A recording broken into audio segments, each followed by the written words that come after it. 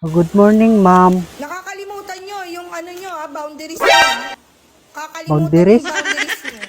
Ma'am, naghatag kanina dida. Ipintatok in hatag sa im.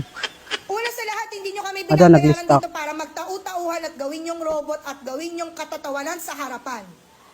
Hala, Pangalawa, hindi ako nag-board exam para lang hindi Isog na si ma'am. irespeto. Ang mga katulad nyo, wala pa lamang nararating sa buhay.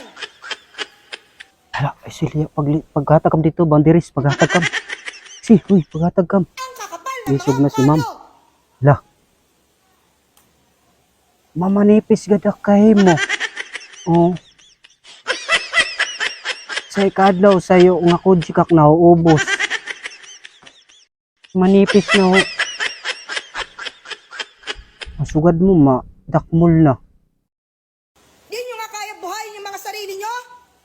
Kay ma'am, kay nag-eskwela pa man kami. Respeto? Di pa kami pwede magtrabaho. Mag-board exam din kayo para malaman nyo. Ay ma'am, pwede mag-board exam, mag-grade 1? Kung hanggang saan kayo. Baka hindi pa nga kayo pumasa eh. Maula. Sa Dikit ugali makapasa nyo. kay eskwela pa gidwan Hindi pala na nga kit. kayo matalino eh. Relax Sama la, ka ng ma'am. ugali. Relax la. Wala kayong mararating. Ako na nagsasabi sa inyo. Ay, si ma'am isog na. Wala kayong lugar sa mundo. Ma'am, kay taga Washington man na. Ma'am, pwede na umuli. Bumaba ka na doon! Isog man, ma'am.